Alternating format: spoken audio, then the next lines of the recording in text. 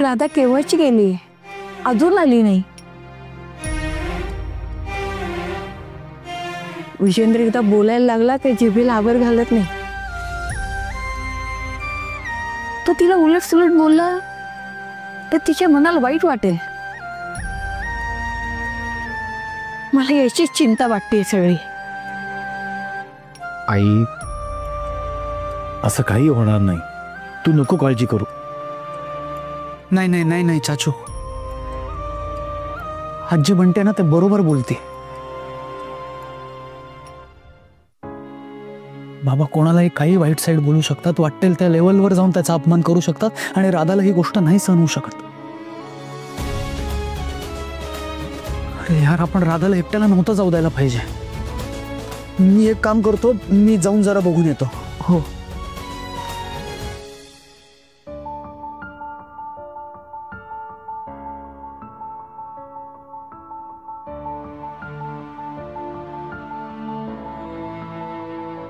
राधा, काय झालं? बाबा काही बोलले का तुला?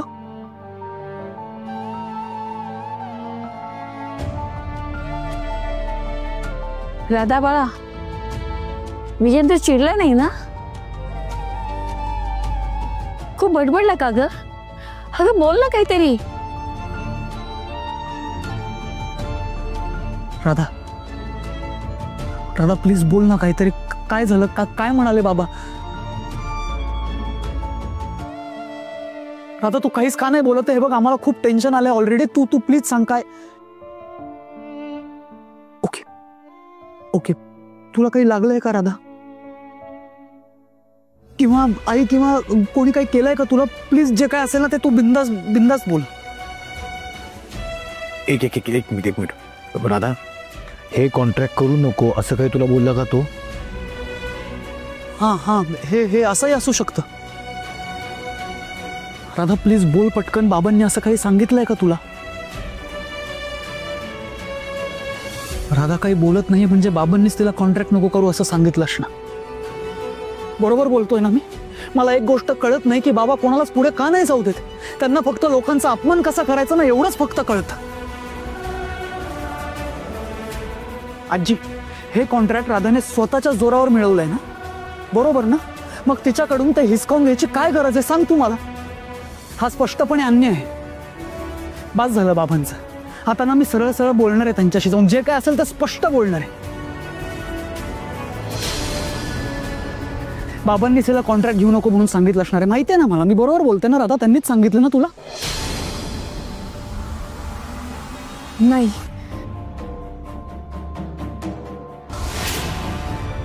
उलट त्यांनी परवानगी दिली आहे मला कॉन्ट्रॅक्ट घ्यायला.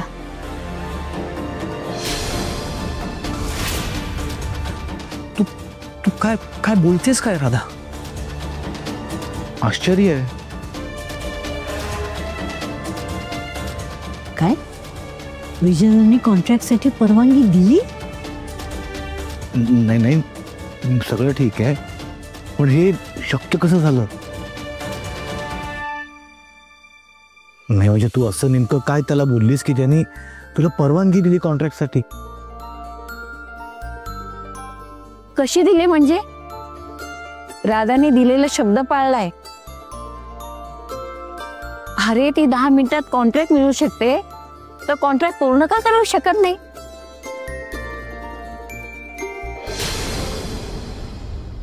साहेबांनी जी अट घातली त्याबद्दल बोलले तर विराजच आणखी चिडेल. साहेब विचारायला जाईल. नाही नको, एवढं सगळं होण्यापेक्षा काहीच न सांगितलेलं बरं असेल. राधा,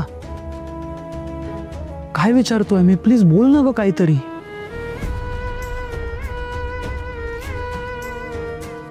अरे काय बोलेल ती? नाही म्हणजे विराजेस माफ करा बाबा.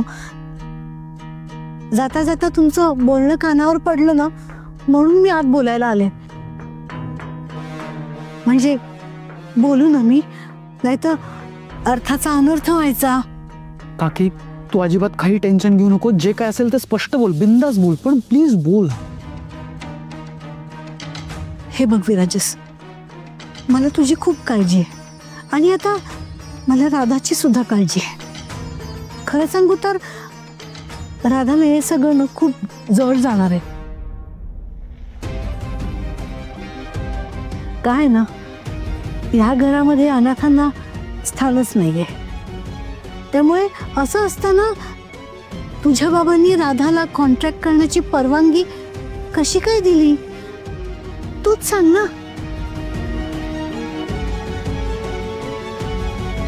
कसं आहे ना, तुझ्या बाबांना स्वतः सोडून दुसऱ्यांचं अस्तित्व जाणवत नाही आणि त्यांच्या लेखी अनाथांना तर काही किंमतच नाहीये रे. आता ज्यांनाच बघ ना, इतकी वर्ष घरामध्ये स्वीकारले गेलेत का हे? नाही. मग इतक्यात राधाला कसं स्वीकारतील? आणि त्यांनी जरी कॉन्ट्रॅक्टची परवानगी दिली असेल ना, तरी मी म्हणेन की नका करू. कारण दादांच्या मनात नक्की काहीतरी असणार, नाहीतर ते इतक्या सहजासहजी कॉन्ट्रॅक्टला परवानगी कशी देतील? नाही म्हणजे विचार करा ना, ज्यांना अनाथांचा इतका तिटकारा आहे ते इतक्या सहजासहजी स्वतःच्या घरात एका अनाथाला कसं मोठं होऊ देतील? माझं तर म्हणणं आहे, ज्या ठिकाणी आपल्या असण्याला काही किंमत नाही ना, अशा ठिकाणी आपण थांबूच नाही. खरं सांगू,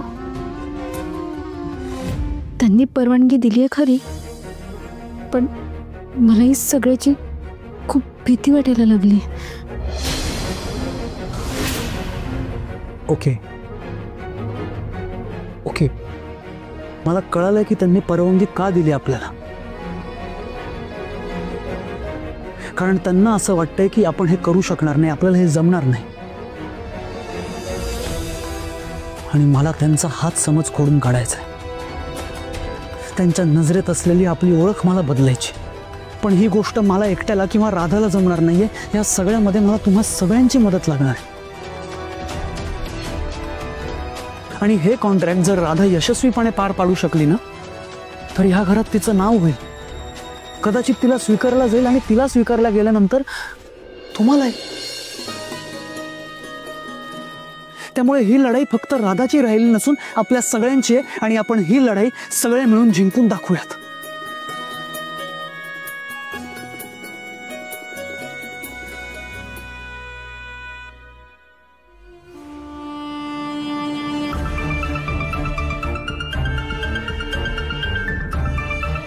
त्या बिट्टीने मला पाहिल्याचं घरच्यांना अजून सांगितलेलं नाही वाटतं. नाहीतर आतापर्यंत आसावरीने मोठा तमाशा केला असता. नाही नाही नाही नाही, तो तमाशा होण्याआधीच, तिने आसावरीला काही सांगण्याआधीच मला तिला गाठायला हवं. हो,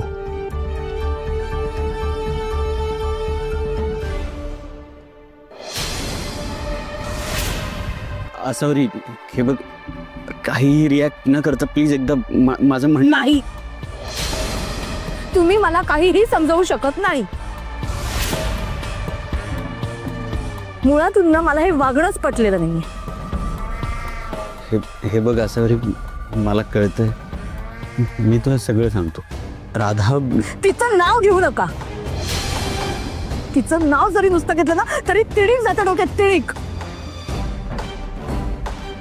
वेड लागले दादाला, वेड. त्याला कळतच नाहीये तो काय वागतोय ते. डोकं न भंडावून गेलंय माझं सगळं यामध्ये. अहो, माझं डोकं खूप खूप ठणकते. मला प्लीज डोकं चेपून देता. या घरच्यांमुळे ना काही काही सुचत नाहीये, नुसतं डोकं ठणकते. प्लीज माझं डोकं चेपून द्या. हा चेपतो ना, बस. थँक्यू. मला सांग, आत्ता काय केलं राधाने? आता अजून काय करायला हवं? आधी त्या बाहेरून आलेल्या माणसांसमोर दादाचा अपमान करून ते कॉन्ट्रॅक्ट मिळवलं. नंतर ते कॉन्ट्रॅक्ट स्वीकारण्याची परमिशन सुद्धा मिळवली.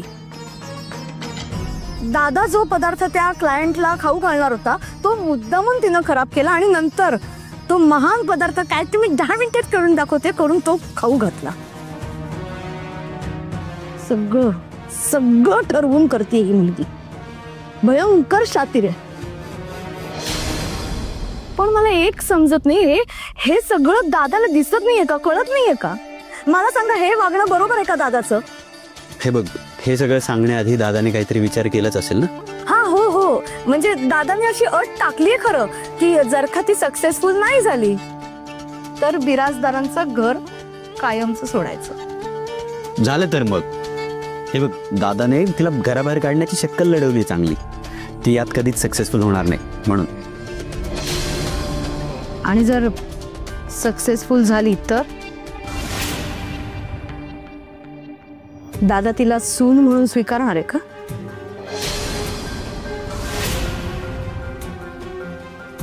सून?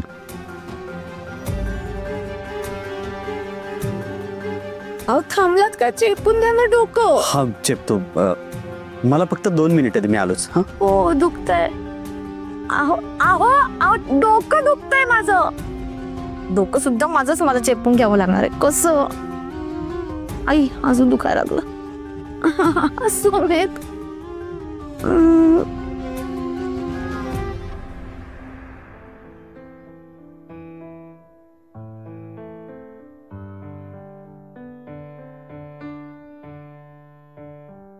बिट्टी,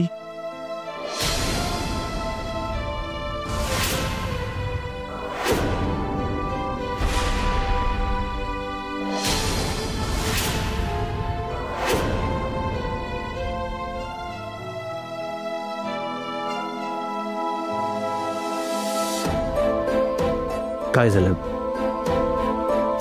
मला बघून पायाखालची जमीन सरकली असेल ना. खूप सारे प्रश्न पडले असतील तुला. देतो, तुझ्या सगळ्या प्रश्नांची उत्तरं देतो. फक्त इथे नको.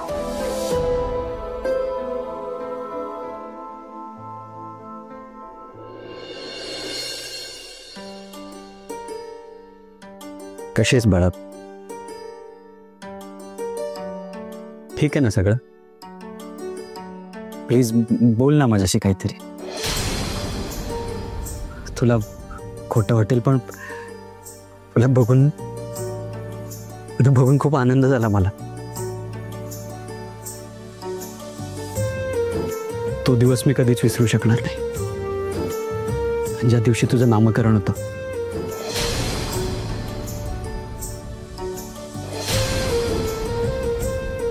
मी कामासाठी घराबाहेर पडलो आणि परत आलं तर सगळं जळून खाक झालं होतं.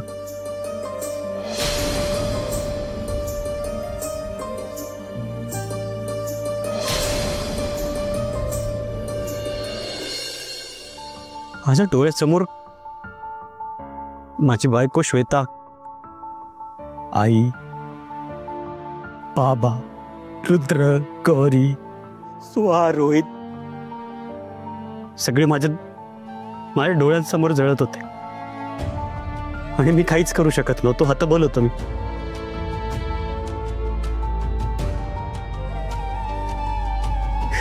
डोळ्यात अश्रू घेऊन हतबलतेने फक्त त्यांना जळताना पाहत होतो.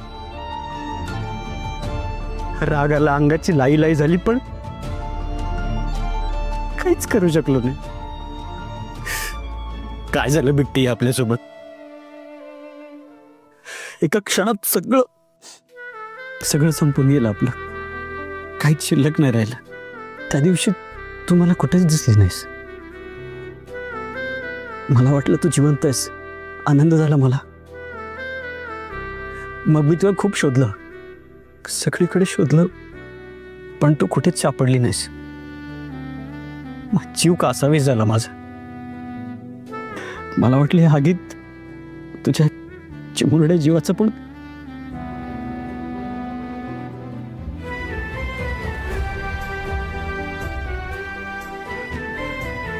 तर काळ्या दिवसानंतर सगळं संपलं माझं.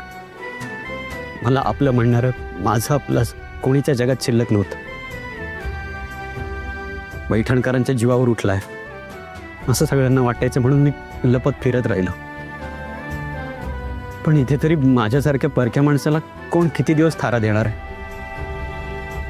राहायला घर हवं, डोक्यावर छप्पर हवं, उरलं सुरलं आयुष्य जगताना आजूबाजूला 4 माणसं हवीत म्हणून इथे आलो.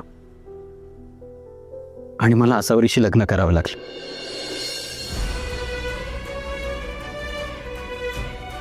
घर जावंही व्हावं लागलं.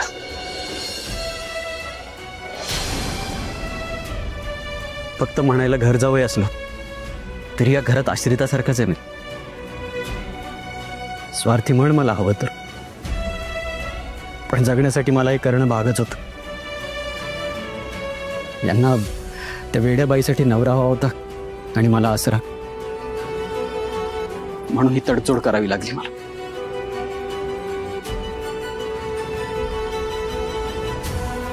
मान खाली घालून आला दिवस पुढे ढकलत होतो आणि अचानक तू दिसलीस.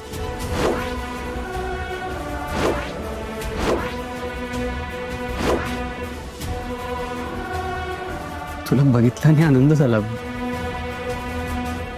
का कुणास ठाऊक, पण जगण्याला एक कारण मिळाल्यासारखं झालं. काय म्हणजे या आधी सुद्धा तुम्ही मला पाहिले?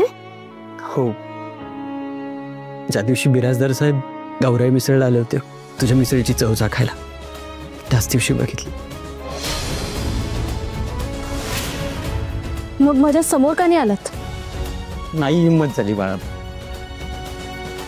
तुला काय वाटेल, तू माझ्याबद्दल काय विचार करत असेल, तुझं माझ्याबद्दल काय समज आहे मला काहीच माहिती नव्हतं. खरं सांगू, मी तुझ्या समोर जरी आलो नसलो ना, पण तरी मी तुझी काळजी घेत होतो. तू या घरात येऊ नयेस, इथून दूर राहावीस म्हणून मीच प्रयत्न करत होतो तुझ्या काळजीपोटी. कारण हे बिराजदारांनी गुलाम बनवून ठेवलंय मला. आयुष्यभर त्यांची गुलामी करतोय मी, आणि मला माहिती होतं ते तुझी हीच अवस्था करतील, म्हणून हे सगळं करत होतो मी. मला मला माफ कर बिट्टी.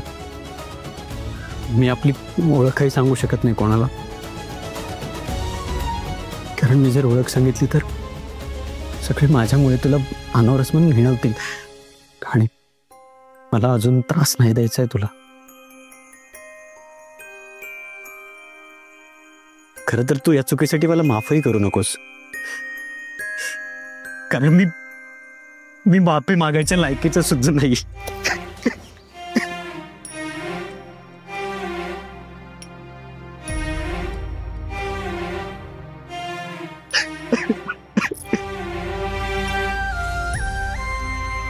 असं नाहीये. जे घडायचं होतं ते घडून गेलंय आता, आणि तसे तुम्ही जे वागलात त्यामागे तुमचा हेतू चांगलाच होता ना. झालं तर मग.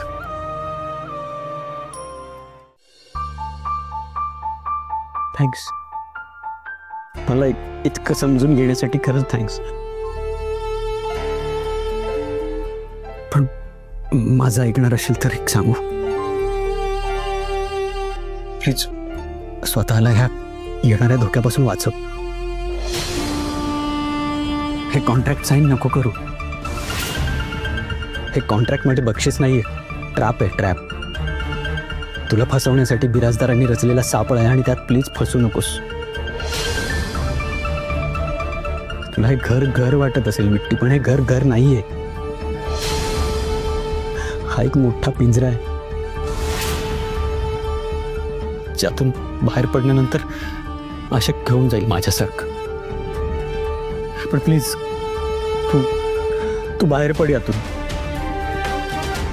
निघून जा या घरातून. बिराजसला घेऊन जा तुझ्यासोबत. हा बिराजदार माणूस नाहीये, राक्षस आहे.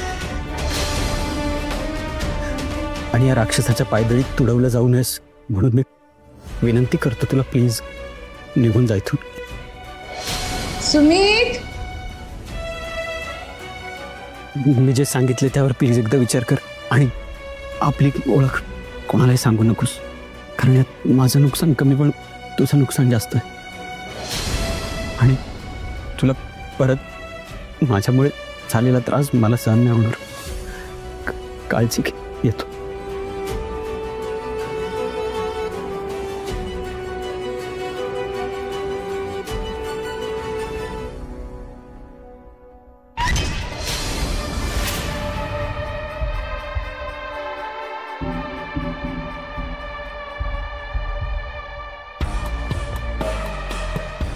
सांगतो आई, काही होणार नाहीये.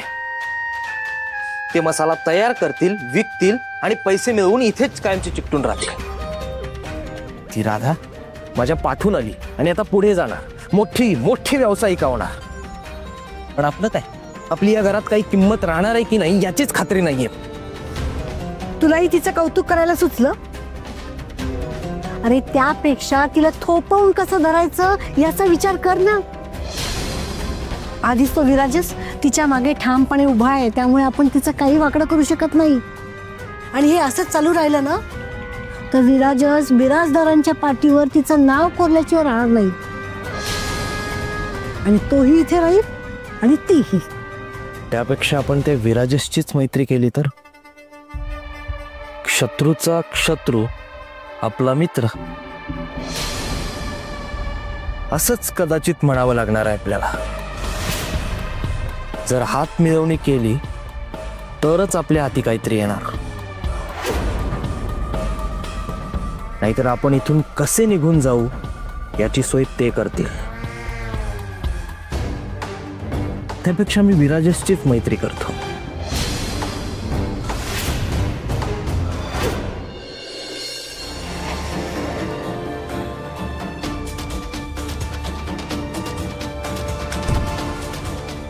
ते बघ, पुन्हा तेच क्लायंट आले. क्लायंट नाही, संधी आली आहे आणि या संधीचं सोनं आपल्याला करायलाच हवं. राजवीर, तुझ्या डोक्यात काय चाललंय हे समजतंय मला, पण आता माझ्या डोक्याने चालायचं भलं होईल.